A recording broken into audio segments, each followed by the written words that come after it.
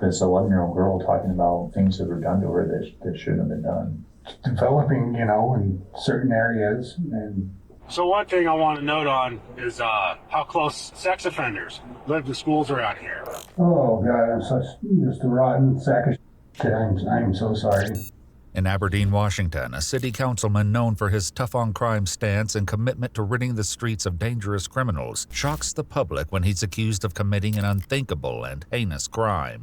So Riley, is there truth to what we're saying? The following footage has never been seen before. Please note that this report is based on police records, and all persons charged with a crime are presumed innocent unless and until proven guilty in a court of law. 39-year-old Riley Carter began his campaign for city council in early 2023, promising an aggressive approach to cleaning up the city of Aberdeen. In January of 2024, he began serving as an elected official. However, on July 30th, 2024, a jaw-dropping accusation by his stepdaughter sends police on a search to arrest him, sending shockwaves through the community. Walk in, just so you're aware of everything we have is audio video recorded. We got these fancy body cameras now. After police locate him walking alone down a residential street, he's led in handcuffs into a small interrogation room by a detective who's determined to find out if there's any truth to the horrifying claims. Shockingly, it was his own wife, Maya, who initially confronted him about the disturbing truth his stepdaughter revealed. I started freaking out on him, like, how could you? What the fuck is wrong with you? Kind of a thing. And he was just really calm and said, no, I didn't do this. And I hung up, and then he just took off. I guess he just left. Did he say anything to you about it? He just said that he didn't do it. He swears up and down he didn't do it. Due to his status as a city councilman, the Aberdeen Police Department requested the investigation to be handled by the Grays Harbor Sheriff's Office in an effort to avoid a conflict of interest. After reading his Miranda rights, the interrogation begins, but Riley has yet to realize the source of the allegations. Riley explains he had a typical morning, but everything changed when Maya arrived home. And then I heard the front door open and shut. And so I come out and I have this, and she has by the hand, and then she's walking out the door, and I asked, well, what's going on? When Maya left with no response, he called her cell phone for an explanation. She accused him of committing an unthinkable act and hung up the phone. However, as Maya explains, their conversation continued over Facebook Messenger. When she realized she had no tangible evidence of his crimes, she decided to take a risk. And I bluffed and said, I have you on camera, just seeing if that would incite anything out of him, and he just stopped responding to me at that point. As Riley explains, Maya's anger over the situation was visceral, and he was left with a chilling command. I go down to the basement, and she told me, so I did set up a rope. I thought about it. I really did. Because I'm done, man. I am done. I am just done. I'm maxed out. I am maxed out. Everything that we have gone through in life, everything, and now this. And it doesn't matter because being on city council, everybody knows now, that's over now. And we were right there, man. Everybody was amped up. We were going to change some things in Aberdeen, and now that's gone. It's gone. It's all gone. June 24th, just 1 month prior, Riley posted a video to his Facebook page in an attempt to shed a light on criminal activity in his neighborhood. These videos will have an eerie relevance later when the exact allegations are revealed. Buddy, how are you? We're out driving around, got the babies to sleep. It's just one of those days, I guess. Anyways, I thought it'd be a good idea, maybe take you guys along with me, and we'll go drive around downtown. And we'll just go look at things, and maybe I can talk about things, that I'd like to see different, or things to be improved on, or whatever it may be. But just gonna keep it fun, keep it relaxed, and be myself. All right, here we go. So one thing I want to note on is how close sex offenders live to schools around here, how close they are to bus stops, how easy it is for them to just have instant access to anyone or anybody's kids here. In each of these neighborhoods. Sorry, I had to hit my brakes there because looked like a tweaker came shooting out of the alley and almost got in front of my car. which is something, you know. So I know one place a lot of people want to see is the camp underneath the bridge. I will state, however, I have my baby girls with me, so I'm not going to take them down there just because people know who I am around here. And the last thing I would want is a rock to fly through my window and hit one of my daughters, because the way this state works, I could see me going to prison because somebody hit my daughter with a rock and I beat that person to death. I mean, that's just, come on. Wouldn't you do that for your own kids? Despite his apparent determination to do whatever it takes to protect his children, as it turns out, Riley's shocking secret was revealed by his own 11-year-old stepdaughter, whose name has been redacted from the interview to protect her identity. So statements weren't made to initially. She told her counselor today that they were talking about something different and broke down crying and said she didn't want to talk about it. In a recorded interview with his stepdaughter's therapist, she explains what happened earlier this morning, when it quickly became clear that something was horribly wrong. So we had an appointment at 2 o'clock, and she'd been displaying some behaviors and had reported 2 weeks prior that was mean to her. So we were going to talk more about it today. She said she didn't want to talk about it. She didn't want to say it out loud. To help the child, she suggested writing it down.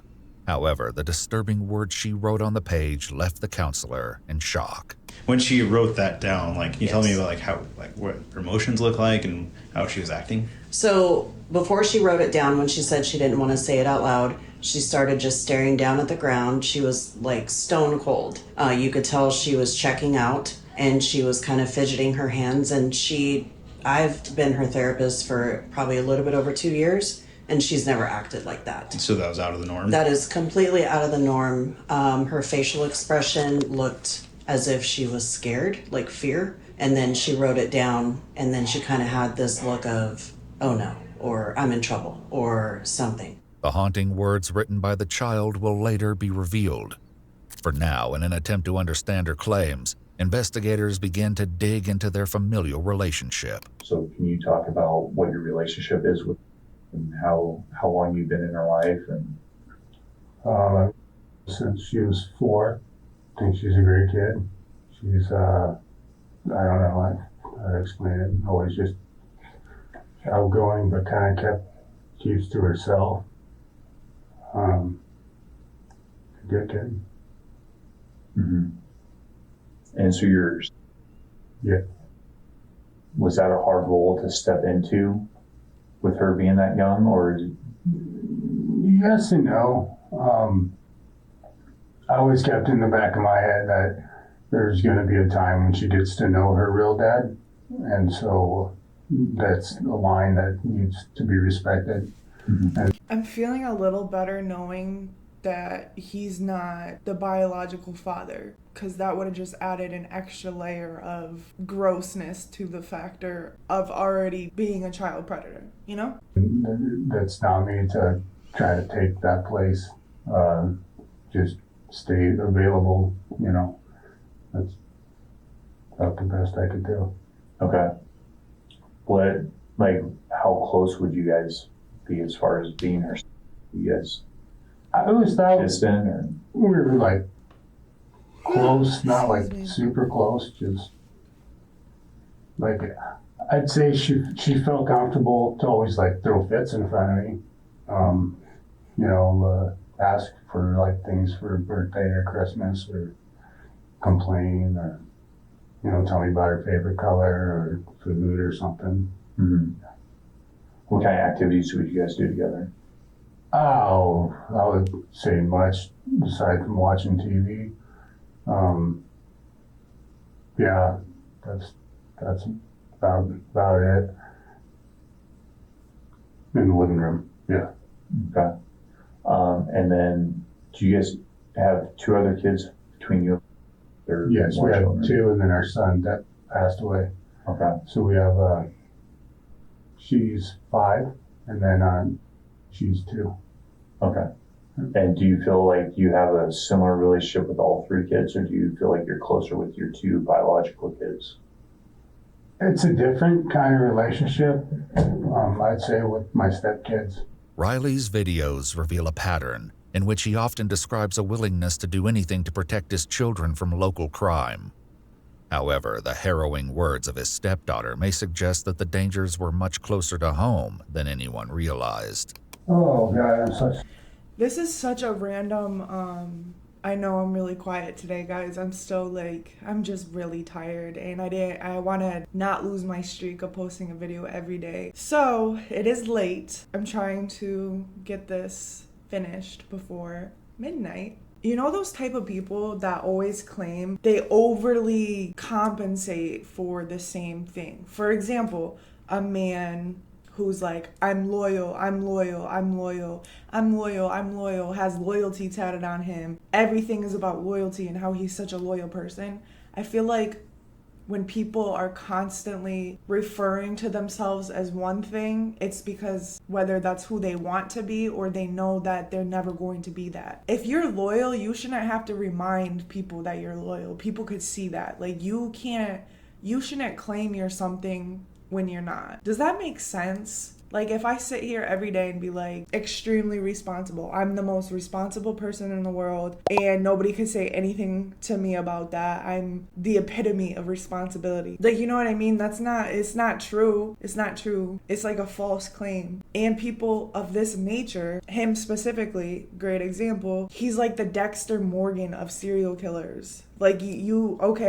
You're making it look like you're doing a good thing, but you're still killing people. You know what I mean? He's making it seem like he's doing a good thing, getting justice, but he's still touching kids, the same people he trying to get off of the streets. He's projecting. Back to what I was saying, the examples of I'm not a child predator. I didn't do it. And he's overcompensating, overusing the word to make it seem like it's something that it's not. You know what I mean? I don't even think that that's a good way to describe it, but that's all I could think about. Just a rotten sack of the two daughters. You never know love until you have a kid. You know what? That's the one thing that keeps you going.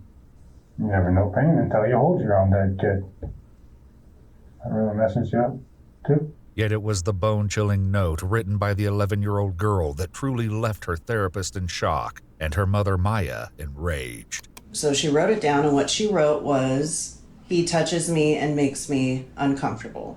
Oh, Jesus. In April 2024, just 4 months prior to his arrest, Riley began a crowdfunding campaign to launch a non-profit aimed at catching online predators and deterring them from engaging in harmful acts against children. A little bit of story time. So I live in an incredibly liberal state, Washington, yeah. And every time I wear this hat out in public, people always give me those looks of, ooh, it's a MAGA hat, ooh, it's so bad, he hates everyone, But then they read it, and usually they have a pretty good laugh, in support of it. Then again, you still do get those people that are offended by it, but, imagine that in a blue state. Ooh, they have rights too. No, they don't. The victim does, but they shouldn't have any. So, pretty cool hat and make pedophiles afraid again. I love it. So, yeah, people always mistake it for a MAGA hat, and it's just great. His videos seem to express that he would go to any lengths to ensure their safety, becoming a vocal advocate for devoted fathers. Hey, what's up, everybody? Want to make a quick message for you on this Father's Day, right? So here's the deal. A lot of women out there are doing the whole, I'm more of a man than my man, so them dudes, they don't need no appreciation. We're just us, Stop it. Just What? Stop it. Here's why, okay? You think that it's an empowering moment, but the problem is you're trying to take something away from a lot of really, really good dudes out there that are actually really good to their kids, right? And there are actually a lot of really hardworking, awesome single moms out there, right? That they pull both roles, and they do deserve that recognition. So if you're not feeling validated, don't take it out on everyone else. Okay, Thank he's you. a certified This yapper. message was brought to you by an American that gives. Okay. Have a wonderful day. Given Riley's outspoken stance against preying on children, the question remains, do these horrifying allegations hold any truth? The chilling details, having spoken to the girl himself, The detective continues his efforts to extract answers from Riley. I sat in an interview with just a little while ago and watched her basically relive it again when she was having to describe what was happening. I don't know how 11-year-old girl was strong as is. But she was very descriptive of what was happening. And like I said, like, we're not here to cast judgment. We're not here to label people. And I understand, like, there's things that happen in our lives that cause us to make mistakes. But it's an 11-year-old girl talking about things that are... Touching kids isn't a mistake, bro. That's a choice. It's a premeditation to want to sit there and think about touching a child and then actually touching a child. Like, what are you... I get they're just trying to get a confession out of him, but I don't... that shouldn't have been done.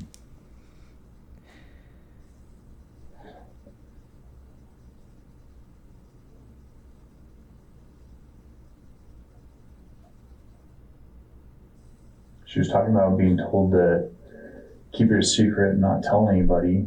And she was talking today about how she couldn't keep it inside no more and she had to tell somebody. So Riley, is there truth to what you're saying? Many of Riley's videos even expose the potential dangers lurking on their residential street, captured on their home surveillance system. However, it's a different set of security cameras that may hold the key to unearthing the truth of the unsettling allegations against Riley. Riley, can you tell me more about the cameras? Okay. I was trying to understand what the camera situation was. I kept hearing about cameras. So what are they for? Some in every room, like the kids' rooms. And then she's got them throughout the house, and we put them on the outside of the house for security reasons. And the main reason for it is just one of the stepkids is autistic, and he'll have like meltdowns or whatever maybe, and then that way she can keep an eye on him. Mm-hmm. So. And when they're in the house, like, are they inside the bedrooms or like in the hallways, or like, how are they set up in there? So in each kid's room, they have a camera like inside the room. And then in the hallway, or like the big entryway, there's one on this wall here. Okay. Do you have access to view those cameras, or is that just... According to Maya, however, an alarming discrepancy was uncovered when she reviewed the footage. My daughter told me that he was unplugging all of our cameras that led to her room. I went and I checked the cameras on my phone. In the time frames that she told me he's been unplugging the cameras, there are no footage. And I've noticed that they've been unplugged or whatever. I thought it was her. The plug to that camera is at the very top, like almost touching the ceiling. So it's not something that she can reach unless she pushes her chair up there, which would be caught on camera if she did that. It looked like 7:30 is when the earliest recording is this morning. That's unusual. Mm-hmm. And then I went back and checked all the cameras that are upstairs that face her door, and every single one of them is most days is after 7:30 a.m. is when they all start recording. Then every other camera's on around the house? Yes. They're not off? Only the ones leading to her room and in her room were off? Correct. With only the child's claims, the detectives must work to get a confession from Riley himself. The officer urges him to admit to the horrifying act, telling him their only goal is to get to the bottom of the truth. However, Riley hesitates as he grapples with what to do next.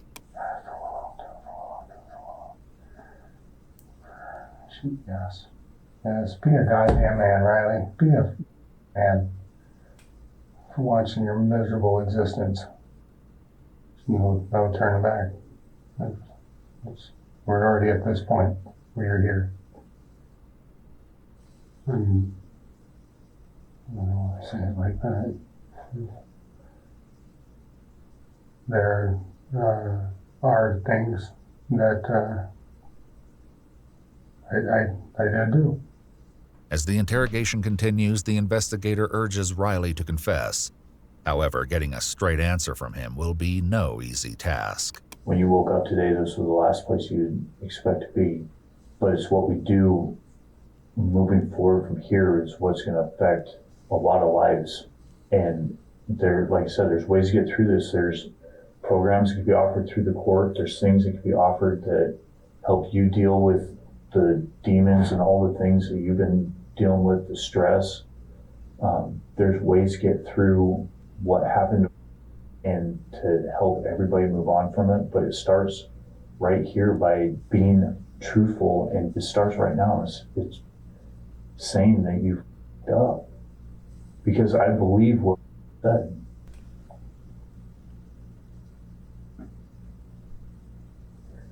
It's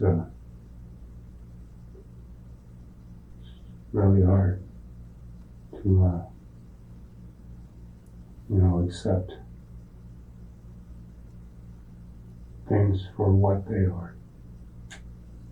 There's certain things in life you don't recover from. I want to tell you guys, I do. I'm trying. I got all night, Riley. And you guys got families. That's important.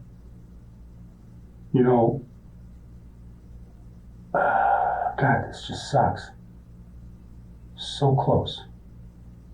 So close to accomplishing good things. Doing something great. So close to getting the drugs out of Aberdeen. So close to getting all the craziness out of the streets. So many people believe in me. And now it's over. It's gone. As Riley keeps deflecting the subject, providing little to no hints, it appears as though the detective won't rest until the truth is exposed.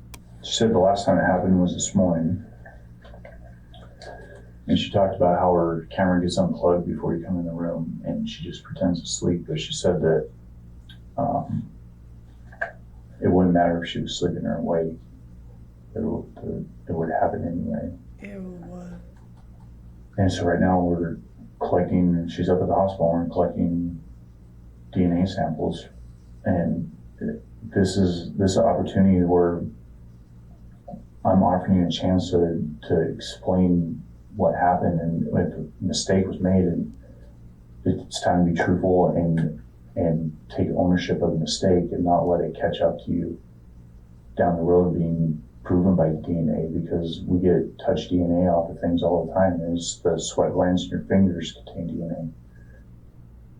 I did go up to her room this morning. I didn't touch her. I did not touch her. I went up there. I don't remember, see if she wanted some nuggets or something. So yeah, I made some nuggets for the younger ones. If you didn't touch her this morning, what would cause you to say that happened? I don't know. And what would cause her to say that this wasn't the only time that it happened, it's happened lots of times? I don't know. The disturbing admission finally unveils the truth, though nothing prepares the detectives for the sick and twisted reasoning he'll later give. About how many times did this happen?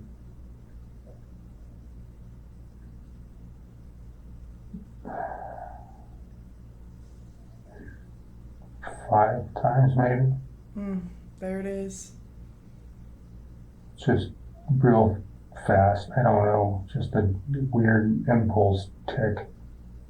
Over how long a period of time? I'd say a year. During those 5 times, would you unplug the camera when you went into her bedroom? No.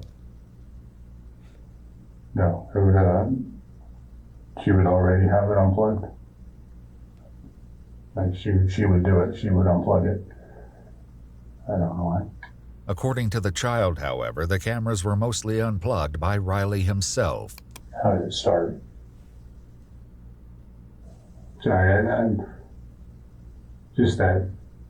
I have ADHD pretty severe, so I get that in my mind, thinking of the house, bills, and just now me. Now I'm here. Now that's all separated, and I have to accept that.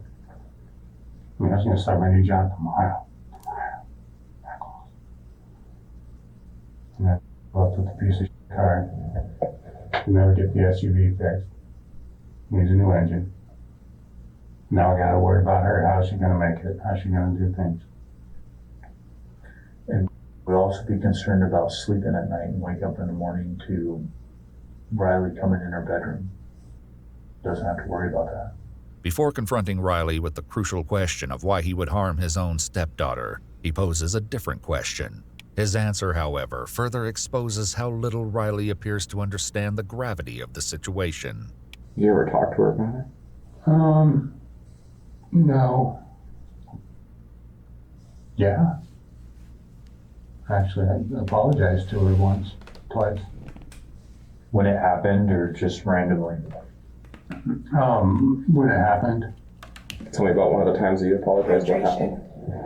I don't know how to explain it. I told her. What was my exact words to her? It said something along the lines of, "Kid, I'm so sorry. You know, I don't even know what the hell that was about." And I apologized.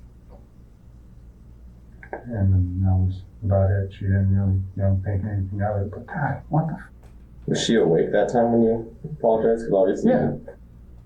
That how the conversation come up.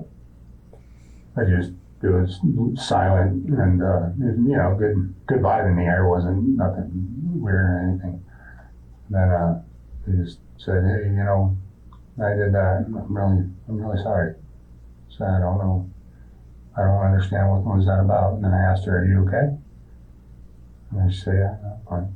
In an exclusive interview obtained only by Iwu, Maya will soon speak out, offering her advice for parents of young children. Time before facing the inevitable consequences, investigators appear determined to find an answer to a crucial question. The why is the number one question why everybody wants to know. Everybody wants to know why. We can't prove why by cell phone records or DNA evidence or video footage. That just proves the who and the what and the how. The why comes from these conversations. And obviously, it's huge mistake, huge. The stress in our home has been unreal. I don't want to just give you a bunch of excuses. I should be my own person. I don't want to always get so mad at me. It's screaming at me to not use certain things as excuses, but that's what's going on. There's so much just on my shoulders at all times, just chewing in my ear constantly. It sucks. It really, really, really sucks. Like I said, it's not even a sexual thing. I don't feel attracted. It's just this weird impulse. I don't know. I don't know. It's so weird. God, this is just a weird conversation. But you did it. Developing, in certain areas, and what's wrong with me? With Riley's confession, along with an unsettling answer to the question of why he would have committed such a depraved act, his arrest is imminent. However, the investigator has one final heartbreaking question. If in here, would you have anything to tell her? Well, I'm beyond sorry of all the damage this has caused her, her mom, her sisters, her brothers, the community, literally everything and everyone that is let down by this. I'm sorry to recover it. I deserve whatever's coming my direction. I deserve it. And I hope that she can heal and they all find what it is that they need in their life to live the absolute best life that they can. An apology, however, will do little to prevent the consequences that await him, as he's led away in handcuffs and taken to Grays Harbor County Jail. In the meantime, Riley's wife Maya shares red flags she noticed after his arrest and offers advice for parents, hoping to prevent the same terrifying fate from happening to others. He did not get along with my boys because my boys are on the spectrum and they clashed a lot. They're teenage boys. And so I didn't think anything of that until everything came out. It wasn't a red flag in the moment as it was happening. But then like after this all came out, that's what was actually happening. It's like, oh, crap. Background checks mean nothing. For women that are dating right now, background checks mean nothing because he had nothing. He was squeaky clean. And I had 4 children when I first met him. I didn't really see any red flags at first. Nothing really happened to a severity into it until we bought our house together. And then I was 100% reliant on him. I had quit my job. I helped him get sober so that he can go back and get to work and everything. And no woman should ever put herself out for a man. Just even though you think you love him and you think it won't be him, it probably will be. After Riley's arrest, Maya explains that the public response to their situation has led her to becoming a target of unexpected scrutiny, with many people questioning why she has cameras in her children's rooms in the first place. I do have disabled children that require severe supervision, and they've been in home care and like all these sorts of different cares, and I was advised by professionals to have these cameras. 39-year-old Riley Tyrell Carter was officially charged with multiple counts of first-degree rape of a child and first-degree child molestation. While in jail, It's just the word, you know, it's